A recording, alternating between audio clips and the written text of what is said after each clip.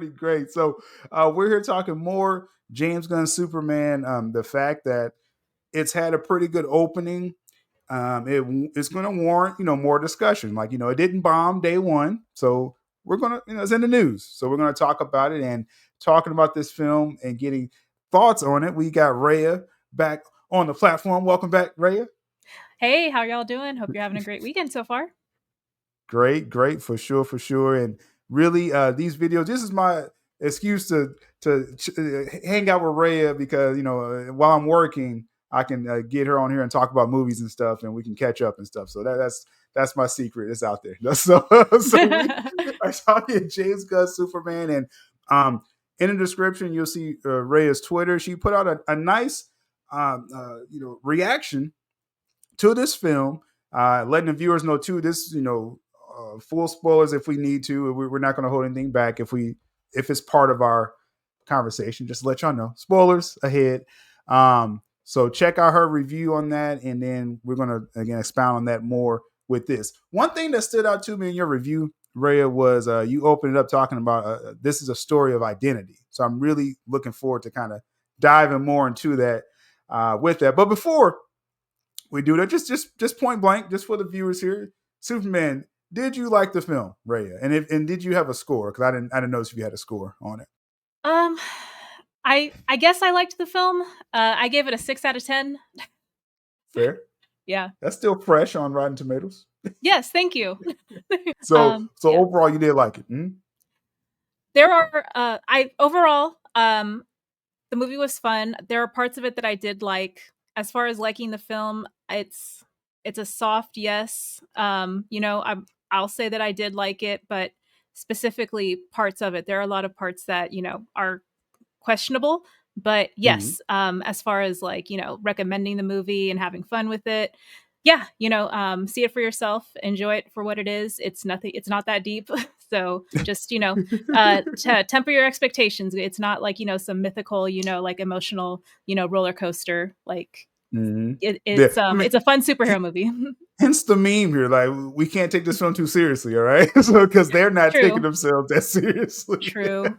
Yep. with that. Great point. So like I said, a soft yes. So let's kind of get to a few criticisms. Like, one main thing I threw out there throughout my coverage is like, first off, I'm like, okay, just have a film that has a coherent story, and it at the very least gets you there with the story of Superman, and we'll go to specifics in a minute here, and how he starts the film and how he ends up at the end. There is a character progression, in Superman. So okay, you did that. That first act, first time I see it, I've seen the film twice, and it was kind of like the editing. I just felt like I was like just like on a roller coaster, because I'm like, okay, he's fighting this guy here, things at the Daily Planet.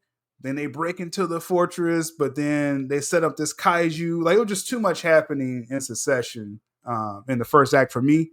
On second watch, I was expecting it, so it kind of flowed, but I still was like, this kind of jarring. Was my experience with the first act.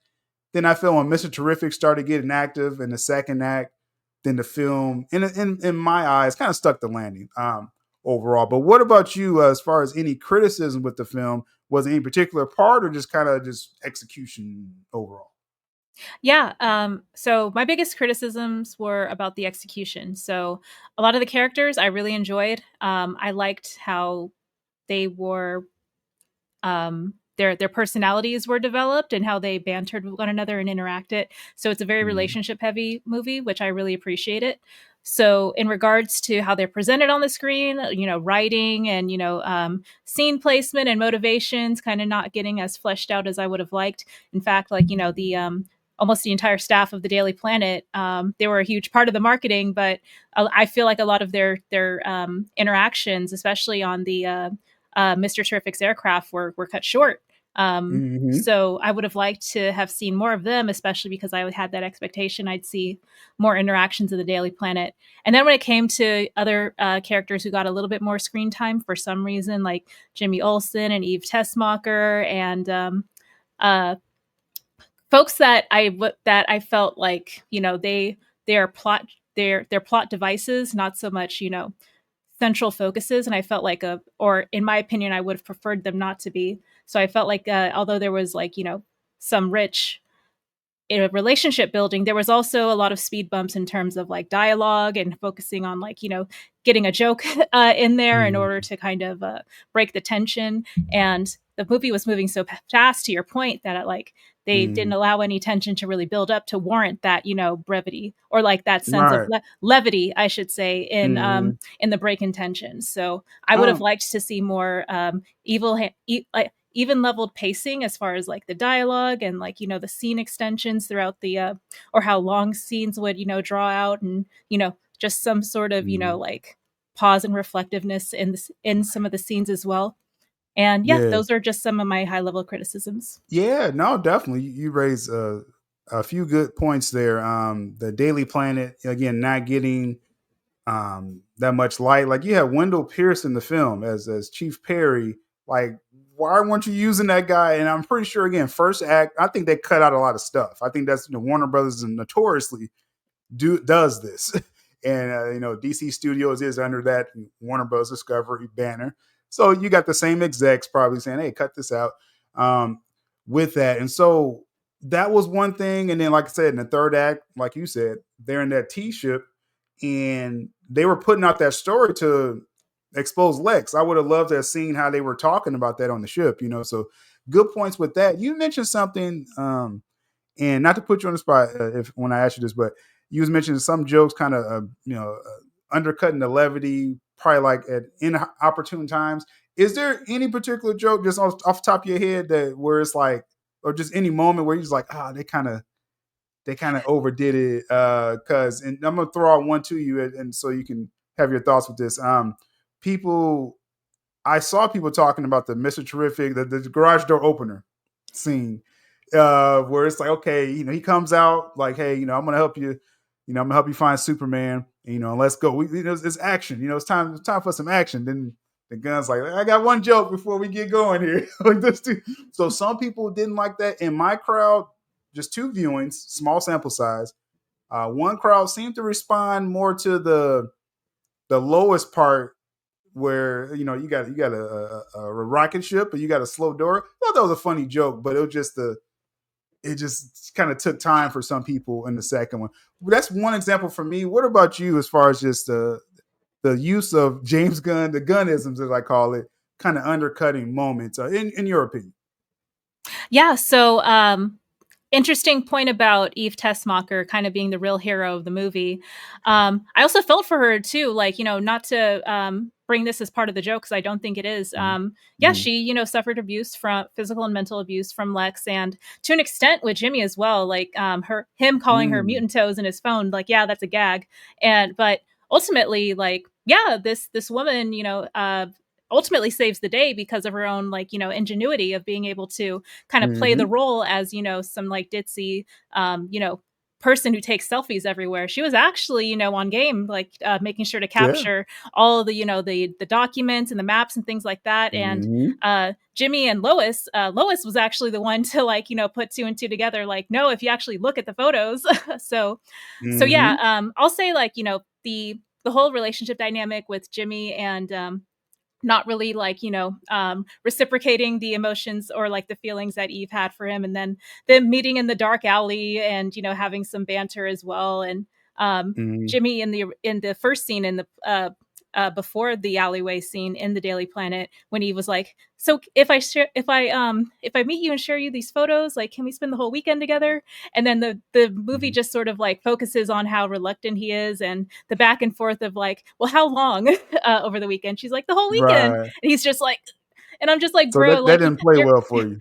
yeah, I'm like, you're gonna risk the fate of the entire world just because like you can't spend 2 days with like a girl who's like in love with you. Come on, man. So yes, like I felt like they spent so much time like trying to emphasize, Jimmy and Eve. As much as I enjoyed Eve's character and I felt for her, it's just like that just felt like a huge like hurdle to get over just to get back to Mm. the actual story. Interesting. So, because I think they had like you said, the alley scene. As you mentioned, the film maybe like the film kind of stopped for you, and maybe for other viewers, they probably can relate with you on this. Where it's just like, okay, you got this scene, you got this gag, because Gunn was going to drag that gag out all the way to the end, and it was an alleyway scene, then it was a phone call scene. So it's probably like three scenes where they kind of the film you feel kind of stopped for you because of the Yeah. Jimmy and Tessmacher. Okay, that's good criticisms actually right there, because that's really, that's tangible stuff in the film, and it's about people's experiences with that. So interesting. But with that said, we have similar scores. I gave it a 3.5 out of 5, so that's a 7. You did what'd you say, 6? What'd you Yeah. say? Mhm. Yeah, 6 out of 10. So this, according to Rotten Tomatoes, it's a fresh score and the greatest Superman film ever. No, I was playing. So Yes, I feel like if you give it a good score, oh, it's a glowing review. Oh, like it's an amazing film. Yeah, even if you say, oh, it's okay, like oh, glowing endorsements, tens all around, and it's really not. well, like my moniker, I have a secret moniker, Shield Abdul, because No, never I that. I dared I dared go to the theater with a Superman shirt and got a cool cup. Really really like this Fortress of Ooh, Solitude cup. I like that one. And it I lights like up. it. It lights up too. So Nice. that's cool. So I was like, hey, I'll be a shield for a day, I guess. But we have our criticisms overall, and it looks overall. Hey, at the time when people see this, the weekend numbers are pretty much in. 120 domestic opening. I mean, over 100 million any opening is good. So it's making its money. It has the critic review, audience score. So we'll see what it does overall with that. But what I really want to get to is what you said in your review. Really was intriguing. I really like how you laid that out. First off, and your Twitter page again will be in the description of this video. Story of identity. What I liked about this, and I want to kind of throw this at you here, is that Superman, for the film starts off, he's like this with his mouth open, and he was really kind of sure of, hey, my parents sent me here.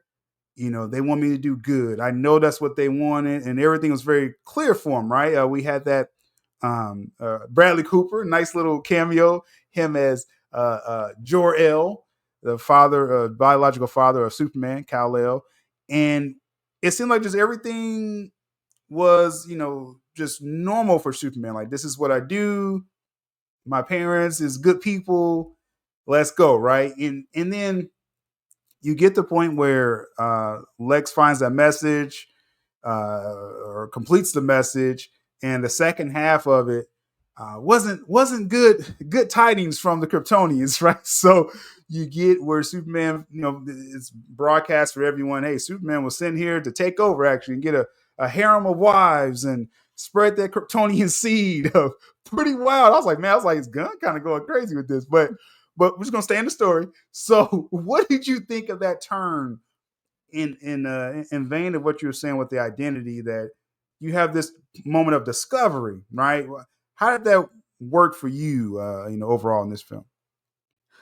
Yeah, so how it worked for me is that I saw that there was like this sort of like identity crisis with Clark when he had to be confronted with the rest of the message, as far as we know, being deciphered, and then him having to be confronted by his heritage, and not having that be such a you know shining pillar in how his identity is hoisted up to the rest of the world, and what he wears with pride.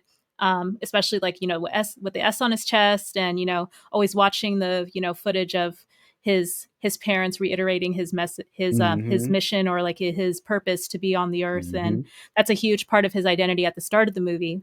And then once we see some character development in him coming to the realization that his place on earth, and his family and supportive network, so those are all the things that define him, and that or that give him purpose, and ultimately who he cares about the most. So he ends up determining his own identity by with the with being reminded of like those relationships that he has on earth, and how much those mean to Mm-hmm. him, and then sort of like being able to make peace with uh I don't know if he necessarily did let go of his heritage in like full retrospect, now that I think about it, Mm-hmm. but he is more aligned, I guess, with Mm-hmm. his life here on earth, not so much Yeah.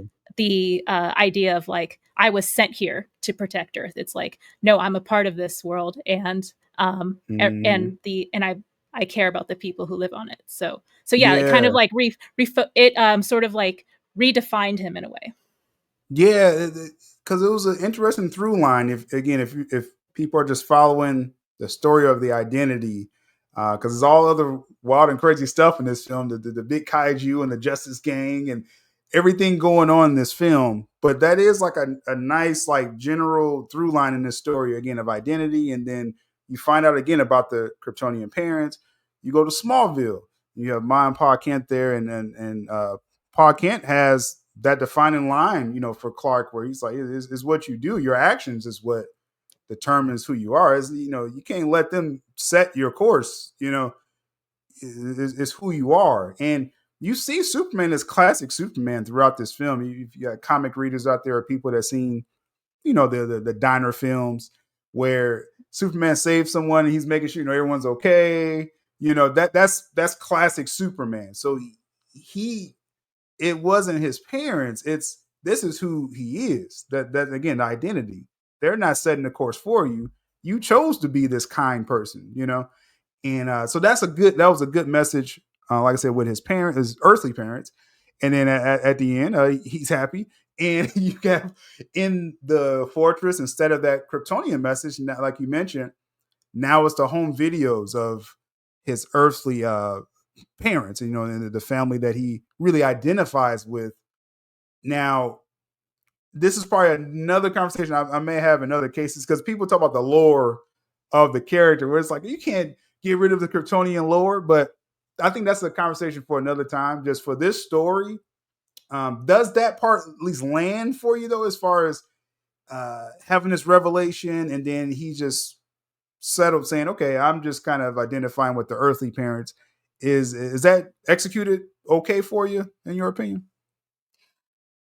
For me, I think so because from the beginning of the film, although we are introduced to him in battle and then going back to the Fortress of Solitude and seeing his footage of his parents, he's very much, enveloped around, his uh, things that are keeping him rooted in his um, what is the word?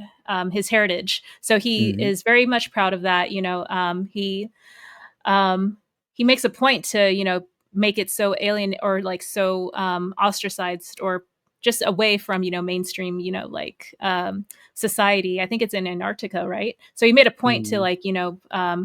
keep that part of his life away from the rest of the world. And I think going into like the rest of the movie, that idea getting further and further pushed back. To your point that we were seeing, where like ultimately he identifies with the family that he's had on Earth this whole time, and he kind Hmm.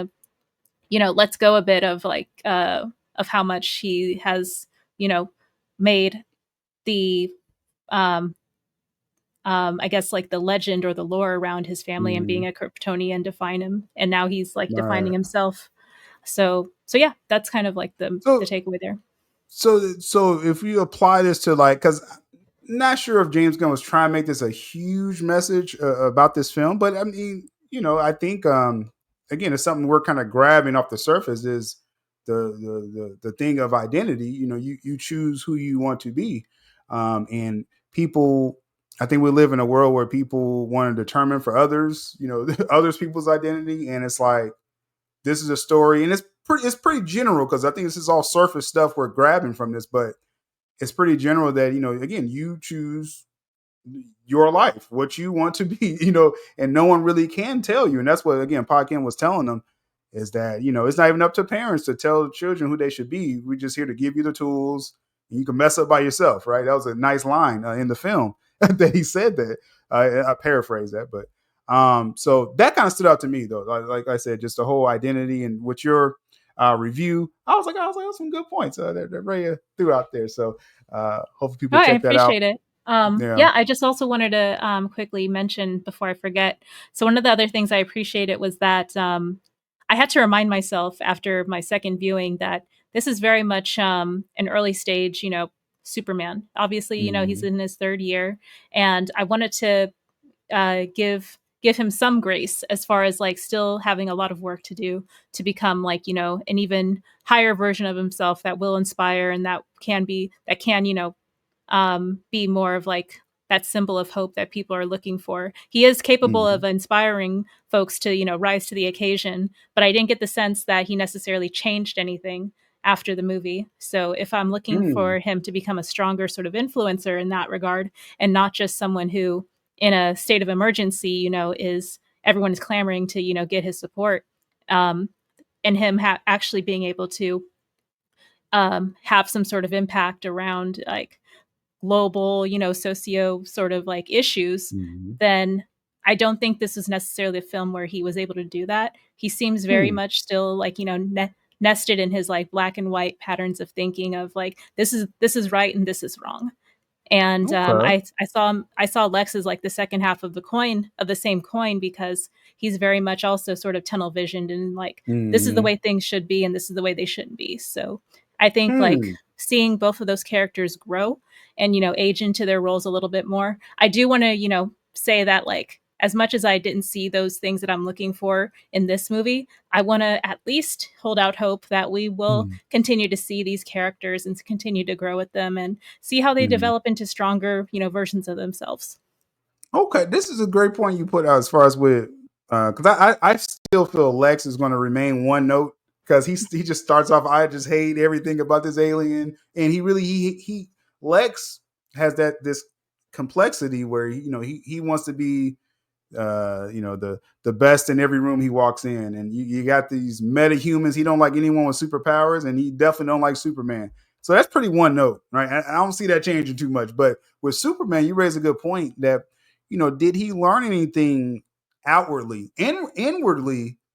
You see that change again with just are you going to just do what your parents tell you, or the Kryptonians tell you, or you know this is your chosen family on Earth. So that's progress, but that's more inwardly, right? Like outwardly, I guess what you kind of touched on it, but you're saying that he needs to evolve as far as just not being so black and white, so kind of taking in more, I guess, suggestions from people, or what did you kind of mean by that? That he didn't progress with that. Yeah, I didn't get the sense that he was necessarily working alongside the Justice Gang. Mhm. I get confused. Should I call them the Justice Gang or the JLI? I've been defaulting to the uh, JLI because I don't like Justice Gang. So well, that's in the film, right? So Justice okay, Gang it I'll is right now. fine. Okay, yeah. So I didn't get the sense that he was actually like innately a collaborator with the Justice Gang, and the Justice Gang seems like very like workplace, very like formulaic, and very just much Mhm. like I just punch in, like punch a bad Yep. guy and then punch out. Superman is very much just like this is our higher duty and higher calling, Mhm. as heroes to protect others at all times, and that doesn't really like align with the Mm. Justice Gang just saying, dude, this is a job, like I'm not trying to like get involved with politics and all that, and Right. so I would like to see him become more of like an influencer in that like you actually have like changed some perspectives of your peers.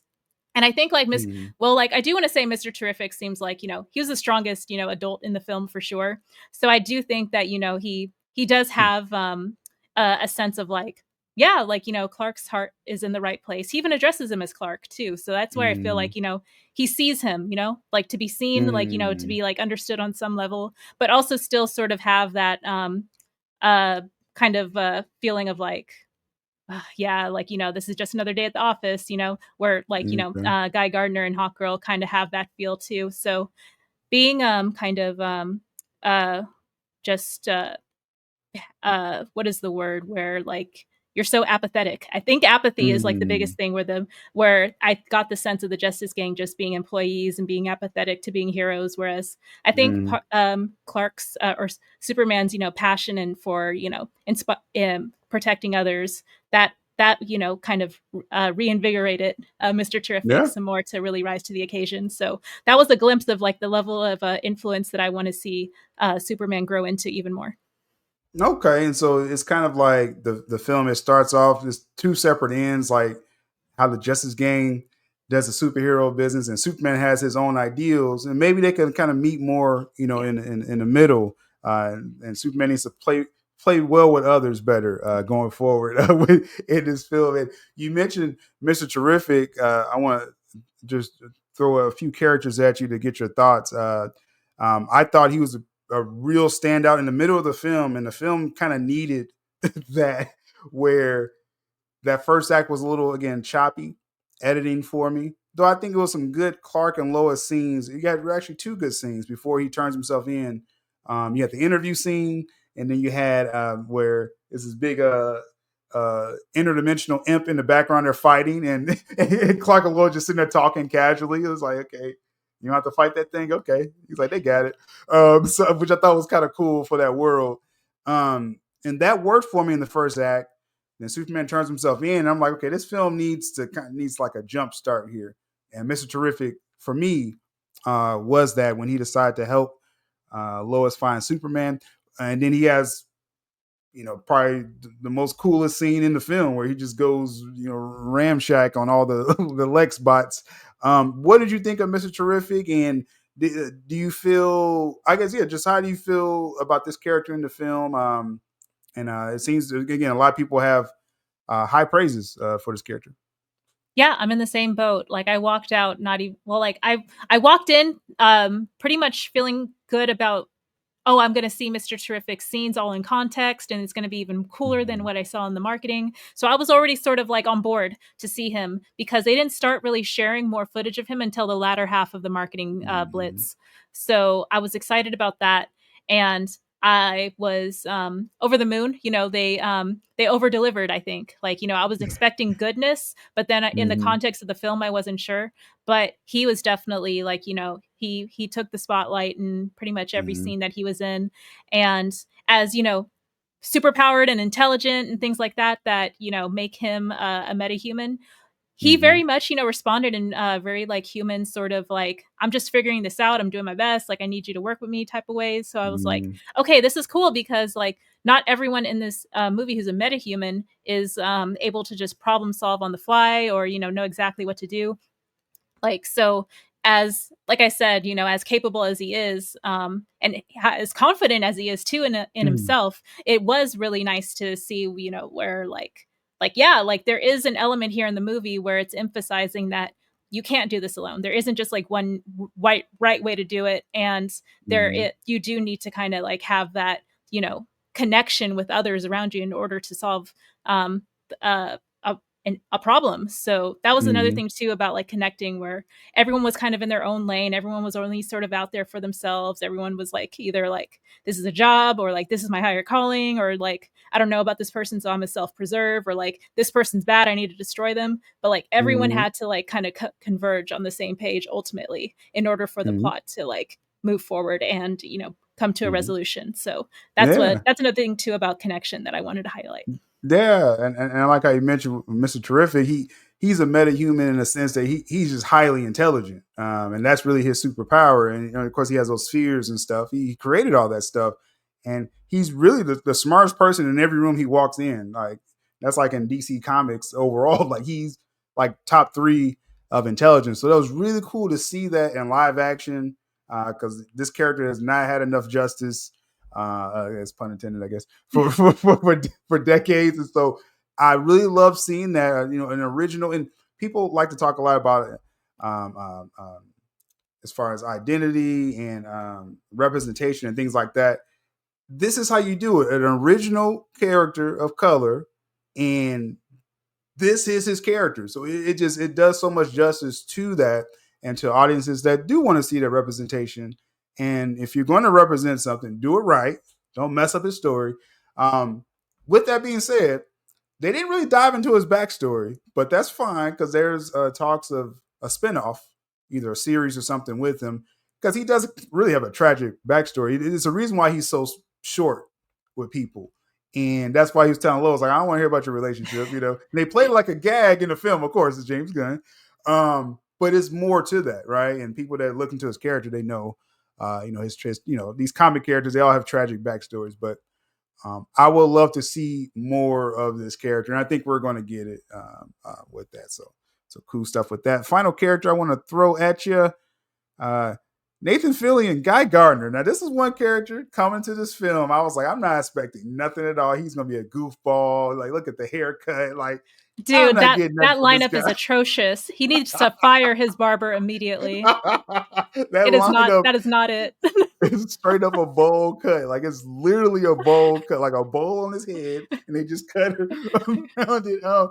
What did you think of Guy Gardner? I guess let's do this like going into it with the marketing you saw, and then just what's the result when you saw the film? I was so ready walking into my first viewing to be like, I freaking hate Guy Gardner. He's going to be a turncoat. Like, he's going to, be bought and paid for, by Lex, something, something. Like, I can't trust this dude. I walked out of the movie just, I guess I am a Guy Gardner fan in the context of, him in this specific universe. I don't know him like, in the context of like Mhm, any other media, but this mhm. interpretation of him, I'm like, all right, he's interesting enough in an ensemble cast where like Yeah, he yeah. can, just sort of the way he delivered the humor versus like Mhm, how the humor I felt was being shoehorned in by characters who I didn't feel like were funny enough to even mhm, like try mhm. to deliver jokes. Nathan Fillion's, I guess like Comedic ability, timing. yeah, Okay. his comedic timing and experience as like an actor who can do like action and like more dramatic and like also like Mhm, comedy. It felt like his like his ability to deliver those types of jokes around like, oh, so about the hypno glasses, oh, so that Superman's really Clark Kent. Like, yes, like he can say those lines. Jimmy Olsen can't say mhm. those lines, so like Got there you. was a screen presence and a bravado that he was Mhm, completely able to like capture with that character, but still be likable enough where you're just like begrudgingly sort of like, I think like with Hot Girl, like, yeah, she's annoyed with him and so are, Mr. Terrific, but at the end of the mhm, day, like, that's their partner and mhm, like they're all on the same team. So I think like uh he's uh he's likable enough and capable. I think it's because he's also very like he's very capable as a contributor on the team, so he can talk shit. mhm. Sorry, Yeah, excuse my yeah. language. So like, yeah, It's for adults. he talks the talk and he walks the walk. So it's like he's not just some pushover with zero powers. Like he can actually Mhm. perform, which makes him a Yeah. valuable asset, which makes him like sort of being obnoxious a little bit more forgivable, I think. Yeah, I'm kind of with you. I was walking into this film like, okay, oh boy, like this is gonna be a big ham every time he's on the screen. And in the comics, Guy Gardner, just for the people that like the source material, no one likes Guy Gardner in the comics. Like so this is literally he was bringing that to the film, but I was like, is it going to overshadow anything? And you mentioned the scene with Lois where he's talking about Clark's secret identity. It's like, dude, you're a doofus, man. Like you're a total doofus. But it's Nathan Fillion, so he gets away with that, right? So that worked. And then at the end, he had his moment in the third act where he goes and saves the kid, and he's like, I'm not Superman, but you got an upgrade. That landed. Yes. That landed Yeah. well. I was like, okay, I He's like this not guy. mean spirited. I think like when it comes to Jimmy, he was mean spirited by calling Eve mutant toes and by not, wanting to spend time with her and kind of ghosting Mm-hmm. her. With Guy Gardner, I didn't get a sense of him being necessarily like, like mean spirited or a bully or Mm-hmm. anything. Like, yeah, he's obnoxious for sure, Yeah. but he's funny and he's capable at his job. So that's why it kind of Mm-hmm. helps me like reframe my ability to see like, okay, what he does versus what another character does. He's Mm-hmm. more legitimate in like, how I can accept the humor from him, if that makes sense. Yeah. Yeah, no, definitely. And more shots at Jimmy. I'm not going to bring him up no more with I'm you. sorry. So many people were No, Team you're Jimmy and fine. excited about his spinoff, and I'm just like, why? Because it's like he's going to be a jerk to every woman now. It's like, yeah, no, Really? I get you with that. So yeah, Guy Gardner, like I said, landed, and then even in the final part with Hawk Girl's like, hey, Metamorpho, Yeah. let's let him join the team, the Justice Gang, and Guy Gardner's like, and then Metamorpho's like, oh, that's a cool name, Justice Gang. And Nathan Fillion, again, we talk about comedic timing. He nails that last part. Like, Yeah. oh, you're in, right? I like this dude. I like this Yeah. dude. You know what I'm saying? Like No. he tricked me. So I thought it was a good.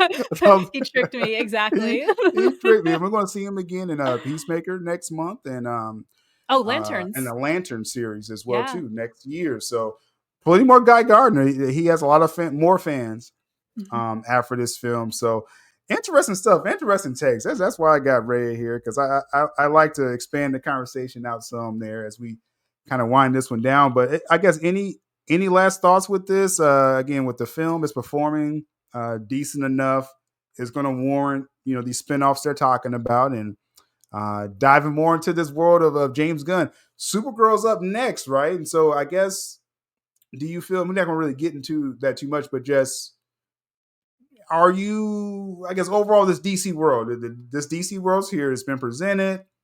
It's an okay film. Are you bought in, or do you think like hold their horses with this being a 10-year plan or something? What do you Yeah, I definitely think the horses should be held, like, we gotta take this, like, I don't wanna say day by day, but that's literally the news cycle. Day by day, we just get new think? stuff, like, announced to us or shifting and things like that. So, Hmm. ultimately, I think, like, I am just, I'm waiting until we get the next project on screen. It's like, talk to me when, like, you Okay. have Peacemaker on streaming so I can watch it, and Hmm. once that, a series or that season is out of the way, then we can maybe talk about Supergirl and Lanterns. But we've yet to really Hmm. see any footage there, so I'm just sort of like, okay, like you have all this, all these anticipated projects and pre-production plans and things like that.